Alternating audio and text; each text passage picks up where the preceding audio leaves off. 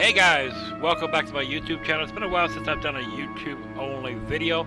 So we're going to do The Monster Inside. It's an audio-visual novel like it says right on the damn screen. It's a good Steam game. I'll leave the link in the description. Let's get into it.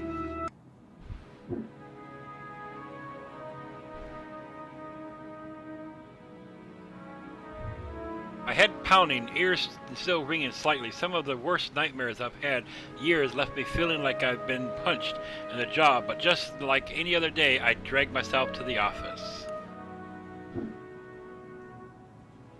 Okay. There was another notice on the door from the mayor. Permits out of date. They didn't like my much. We're trying down the paperwork. Oh, that's cool.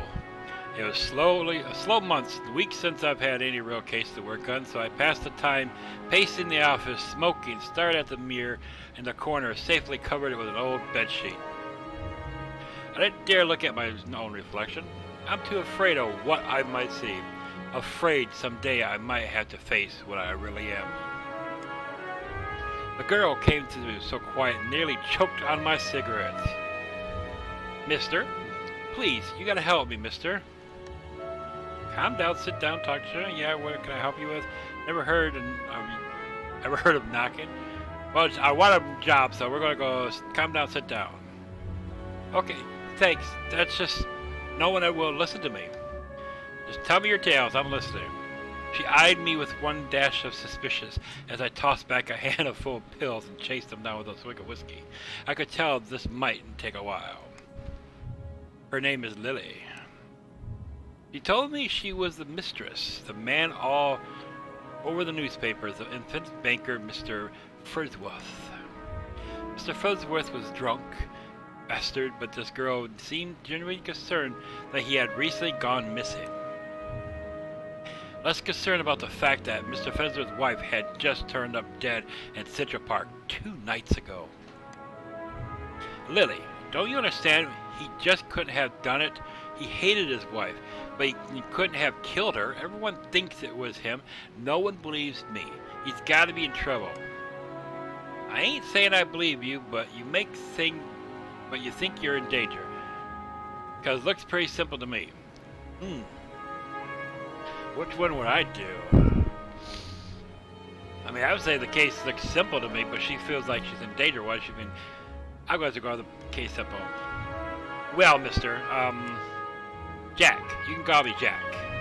Jack. Whatever he did, his wife must have been the one who took him. He would have never left without me. He promised me. Oh, Lord. I'm sure Mr. Fuzworth promised this poor girl a lot of things. Lily, please, the cops won't listen to me and they want to bring him in charges. You gotta prove it. Wasn't him before they find him. Honestly, I doubt they are too much in a hurry. Fuzworth had particularly the entire police force in his deep pockets. Probably why they haven't found him yet. If they found him and brought him in, he would just be due to public pressure. Sometimes a mob that pitchforks is more dangerous than one man with money. You've got my curiosity, but you might not like what I find. I can help you. We'll get to the bottom of it, but don't worry now. I'm going to do the top one. You got my curiosity, but you might not like what I find. Oh, thanks, mister. Jack, thank you. Please, be careful. I don't think this was just a murder or kidnapping. I think it was a beast. Beast? The word struck me funny, like when you jar your elbow on a hard corner. I love this 1920 montage, man. Not a word many use these days, except the husband whispered at bedtime stories for children. Oh, they were real enough, all right. They just better at hiding, controlling their unseemly urges.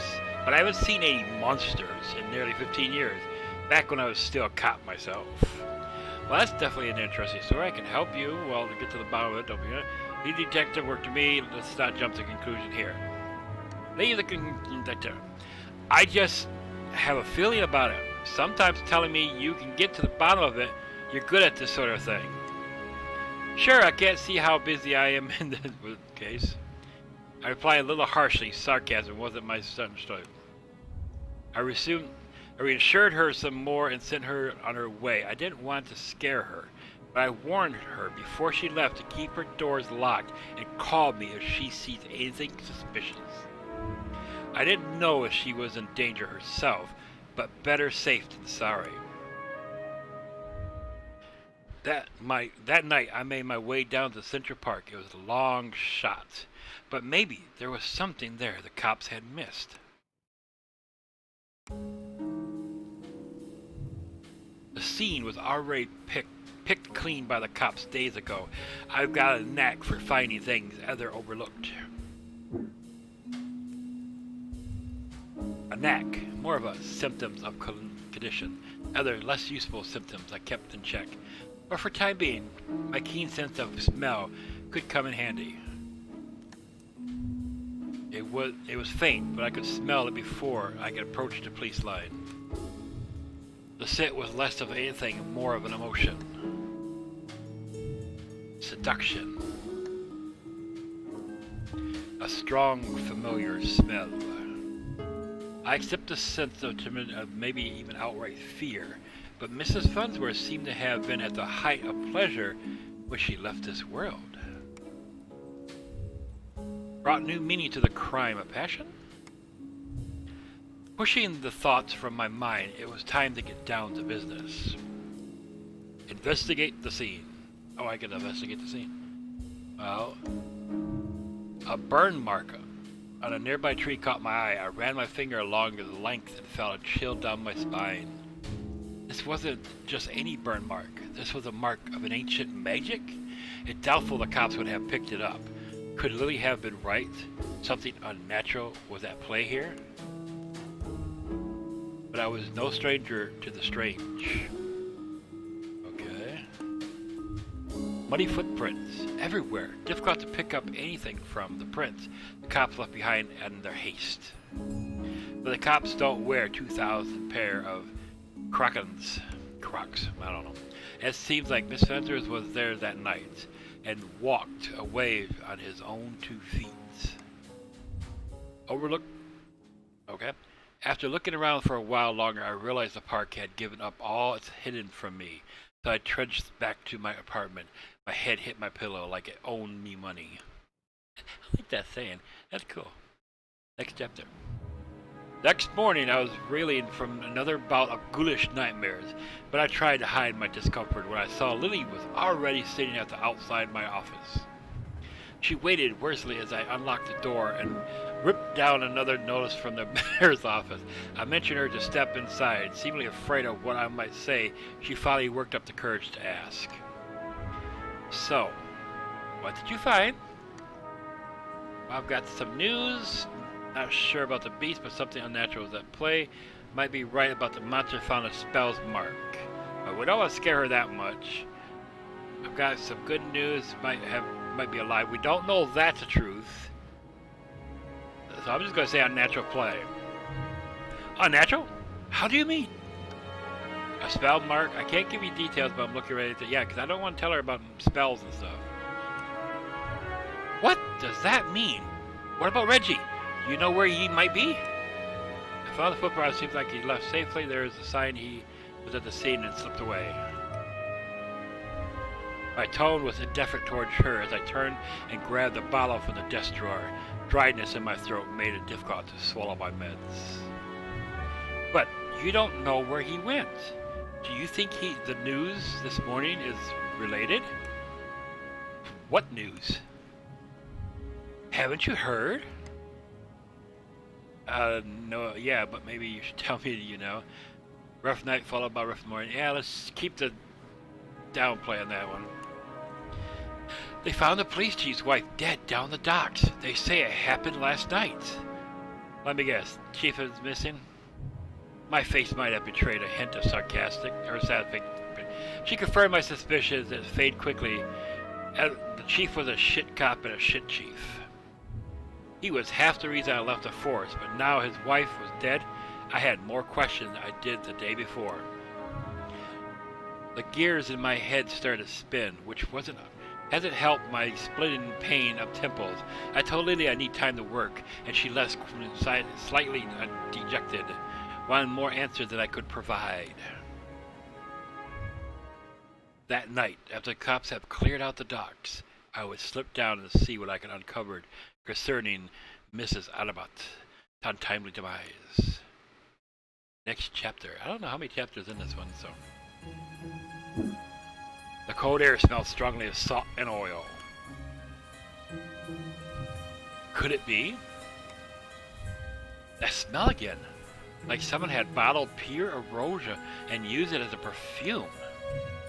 Hit me like a strong, forgotten memory, but the essential fume scent gave way to rush of adrenaline. I knew exactly what the scent reminded me of, and that scared me more than not knowing.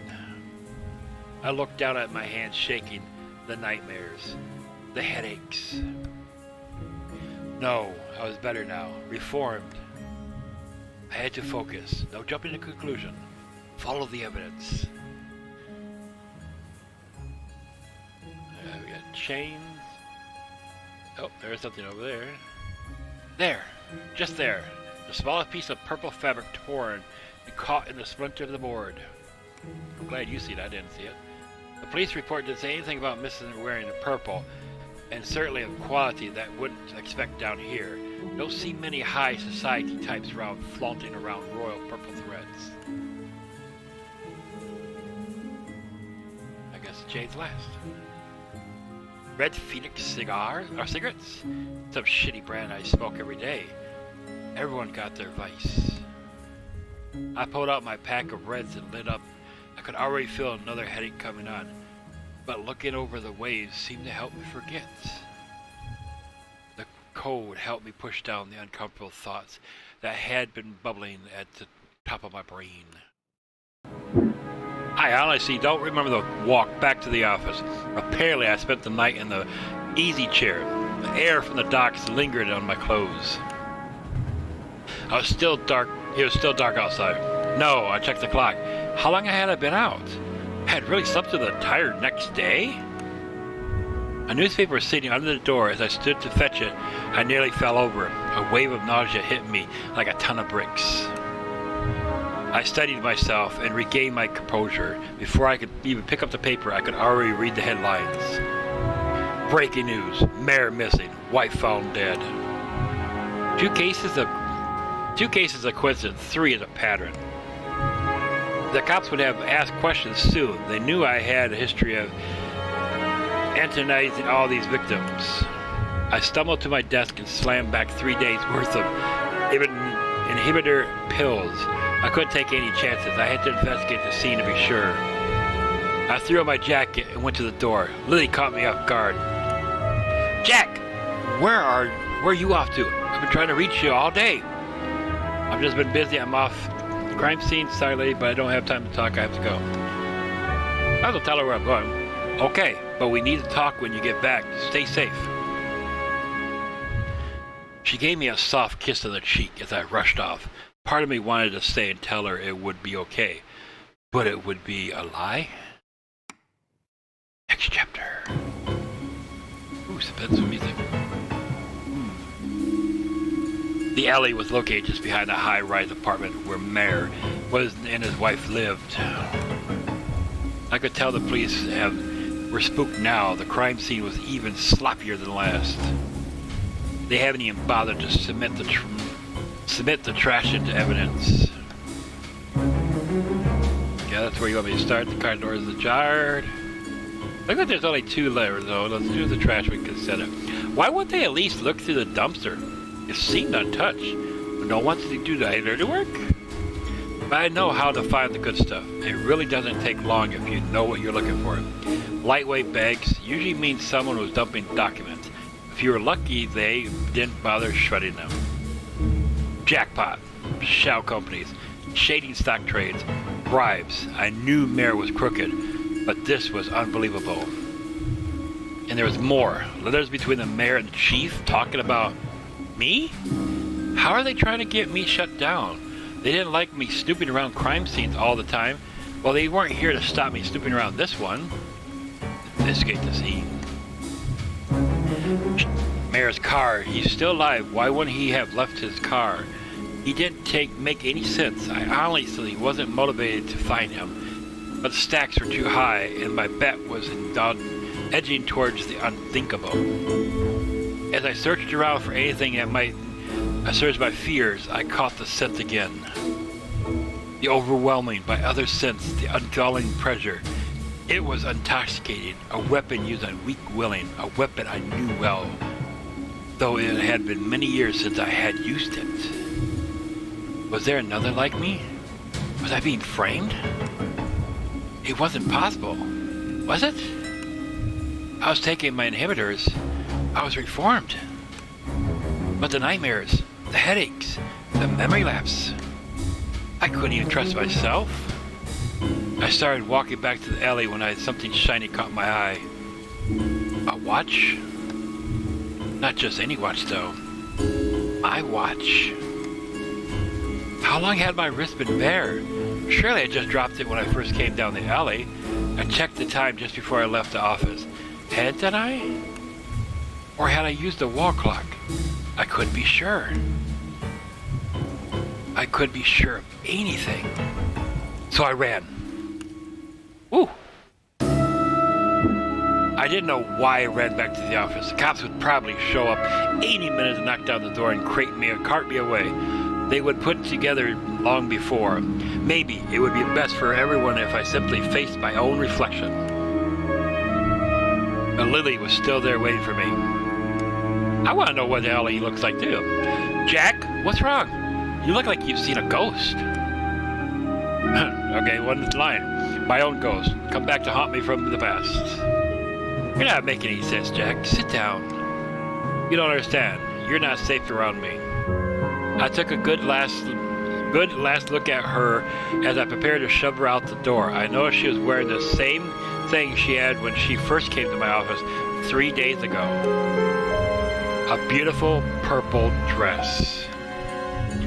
Odd that I hadn't really noticed before, but it made her seem out of place, out of time. And it was frayed around the edge, torn in places. My chair caught my fall as my knees failed me. It was you. You're the monster. Succubus. Oh, Jack, why are we one and the same? You and I were both monsters, and simply more honest than myself. There's no such thing as reformation. Those pills you take only make you dull. Beasts like us should never suppress our true nature as we have incubus. Those men are probably dead now, I figured. She probably took them to her lair and harvested their seed. So, you've done all this just to wake me up? You could say that. That seems enough just to have you doubt yourself. You believe you're still capable of such horrors. Which means deep down, you probably are. You can't escape it. Now, I need you to complete the deed. You took my watch. You messed with my head.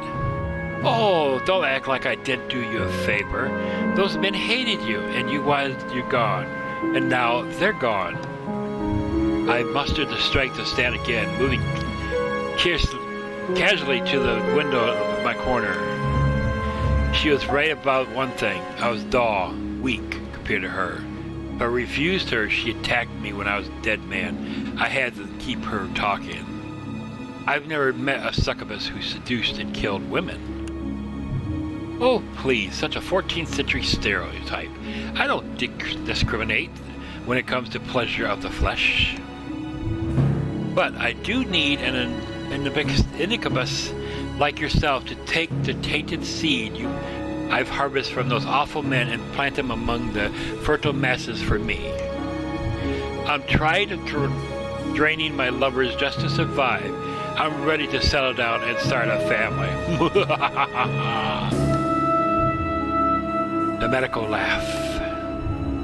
I positioned myself carefully, making sure she was looking in my direction. Sorry, but I'm not your guy. With a quick flick of the wrist, I whipped down the old bedsheet, took out the corner mirror. Lily was blinded by her own reflection. She sucked into the mirror with a painful, monstrous scream. Trapped.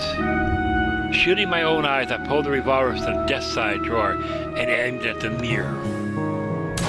And fired.